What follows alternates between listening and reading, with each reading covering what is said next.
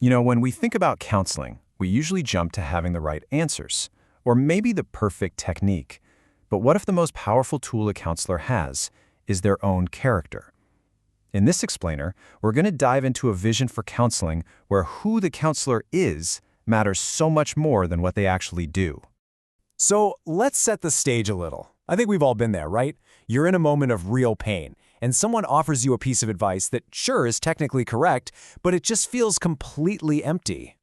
So yeah, why is that? Why can an answer be 100% true and still feel so incredibly wrong? Well, the idea we're exploring here is that it's the difference between a performative answer, one that's just designed to manage a problem, and a truly relational presence, which is all about entering into someone else's pain. Wow, this quote just perfectly nails that disconnect. In this case study, a grieving father is given a doctrinally solid statement, but he sees right through it. He can feel that the counselor isn't really trying to help him, but is actually just trying to manage his own discomfort with the father's grief. It's about making the counselor feel okay. And this was the turning point. The session only started to work when the counselor dropped the act and just confessed his own fear. It was that moment of humility, not some perfect Bible verse, that created a real human connection. Honesty broke through where all the expertise had failed. So, this whole experience points us toward a completely different approach. If giving the right answer isn't the main goal, then what is? The focus has to shift away from the counselor's knowledge and onto the counselor's own heart. This quote really gets to the heart of it. The argument here is that the biggest problem isn't a lack of information. It's a counselor who hasn't really done the hard work of cultivating a deep inner life. You can know all the right things to say, but if your care feels cold or anxious or controlling, it's probably because of what's going on inside you. You can kind of see it as two different paths. On one side, you've got the technician. They're focused on answers, techniques, and fixing problems. But on the other side, you have the shepherd. Their focus is totally different. It's about presence, their own character, and having the courage to enter into another's pain without needing to solve it right away. This leads to a really cool concept called embodied theology. It's a fantastic idea. It basically means your beliefs can't just be ideas in your head. They have to show up in your body, in your posture, in how you are with people. If you believe in a God who draws near to the brokenhearted, are you a person who draws near? If you believe in a patient God, do you find yourself rushing people? It's about your theology becoming visible. So it just makes sense, right? This model of care has to start with the counselor looking inward. This isn't about learning a new trick or a new technique. It's about undergoing a deep personal transformation. This verse from Proverbs is really the guiding metaphor for the whole thing.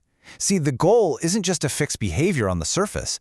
It's to understand the deep waters of the heart, the motivations, the fears, the desires that are driving everything. And that work has to start with the counselor's own heart. And this means we have to ask ourselves some pretty tough, piercing questions about our own motives. Am I here to care for this person, or am I trying to feed my own hunger to be needed? Am I rushing to fill the silence because I fear what might come up in it? Do I jump to solve things simply because I can't stand to sit in the mess of someone else's pain? The foundational practice for all of this is what's called living coram Deo. It's a Latin phrase that means before the face of God. What it means is that the real work of becoming a good counselor happens long before you ever walk into a session. It happens in the private, daily stuff, in prayer, in repentance, in surrender. Okay, so we've talked about all this internal work, but what does it actually look like when you're sitting in a room with someone? How does this change the whole dynamic? This exchange from a marriage counseling case study is just so powerful. Instead of letting them argue about who did what, the counselor helped them voice the deep longing and the real fear that was underneath the conflict. You see, this isn't about who's right or wrong. It's about two hearts being revealed honestly to each other. So how did the counselor get them there? It wasn't some magic trick. The method really boiled down to 3 steps. First, just slow everything down to stop that endless cycle of arguing. Second, invite a real embodied encounter, in this case by having them just look at each other. And third, use gentle questions to uncover the real longing and fear that was hiding underneath it all. There's actually a name for this approach. It's called attunement. And it's so much more than just listening to words. It's a disciplined effort to truly see and understand the other person. You're not a detached observer diagnosing a problem. You're an active participant, registering what's happening beneath the surface with genuine love. All right, let's pull all these threads together. What does it actually take to cultivate this kind of shepherd's heart? This isn't just a theory, you know? There are concrete ways to practice this. And what's great is how practical this is. We're not talking about abstract ideals.